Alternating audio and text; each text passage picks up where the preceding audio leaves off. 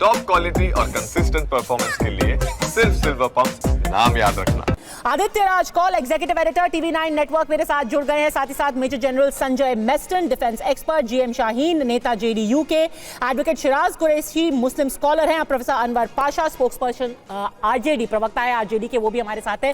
खुद वो पुलिस में भी रहे हैं। लेकिन सबसे पहले आदित्य, मैं आपसे पूछना चाहती हूँ, इससे पहले कि हम इसको कॉन्टेक्स्ट में करें कि इस वक्त ये हमला क्यों हो रहा है, सिविलियंस के ऊपर क्यों किया जा रहा है, पहलगाम को टारगेट क्यों चुना गया, आप ये बताइए। आप नेशनल सिक्योरिटी कवर करते हैं, हाल फिलहाल में ऐसा सिविलियंस के ऊपर टारगेटेड हमला धर्म पूछ करके किया गया है? देखिए पद्मजा, एक बहुत ही बड़ा आतंकवादी हमला साउथ कश्मीर के पहलगाम में हो रहा है। सबसे पहले तो ये बहुत बड़ा एक टूरिस्ट का अट्रैक्शन है। रोज़ हज़ारों की तादाद में टूरिस्ट यहाँ पर जाते हैं और बहुत ही एक पीसफुल डेस्टिनेशन है। पहलगाम में पहले इतना बड़ा आतंकवादी हमला नहीं हुआ है।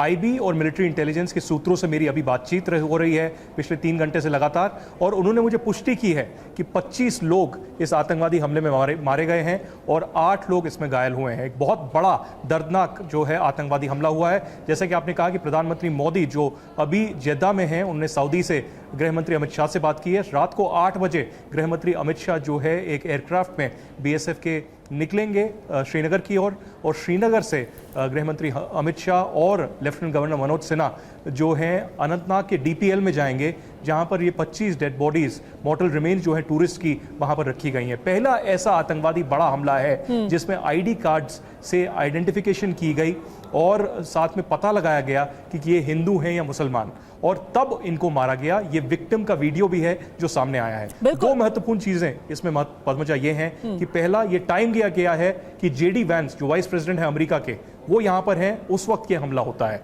दूसरा, आसिम मुनीर जो पाकिस्तान आर्मी चीफ हैं, उन्होंने हाल ही में बोला था हिंदुओं के खिलाफ कि हम हिंदू नहीं हैं, हम हिंदुओं से अलग हैं, और एक एंटी हिंदू रैंट पर वो चले गए थे। तो ये बहुत ही टू नेशन थ्योरी की उन्होंने बात की थी। उन्होंने ये कहा था कि पाकिस्तान के सारे बच्चों को समझाना चाहिए कि टू नेशन थ्योरी क्या है। कभी ये 2 कौम 2 मुल्क एक जैसे नहीं हो सकते, क्योंकि उनके बेसिक फाउंडेशन प्रिंसिपल्स बिल्कुल अलग हैं। ये बात कही आसिम मुनीर ने। और बहुत जरूरी बात आपने जिसका जिक्र किया है कि JD वैंस इस वक्त भारत में मौजूद है, वो राजस्थान गए हुए हैं। कल उनकी प्रधानमंत्री मोदी से बात हुई थी। और सबसे जरूरी बात कि जब भी कोई अमेरिकी राष्ट्रपति, उपराष्ट्रपति इंडिया में आते थे तो पाकिस्तान की एक कोशिश रहती थी, आदित्य और जनरल मेस्टन, मैं आपके पास भी इसको लेकर के आऊंगी, कि एक हाइफनेशन हो जाए, कि कम से कम दोनों देशों का दौरा लगे, कि पाकिस्तान से भी जाकर के मुलाकात हो। इस बार JD वैंस ने ऐसा नहीं किया है। अमेरिका ने एक साफ संकेत दिया और इसीलिए उसको इस तरीके से प्लान किया गया। आदित्य?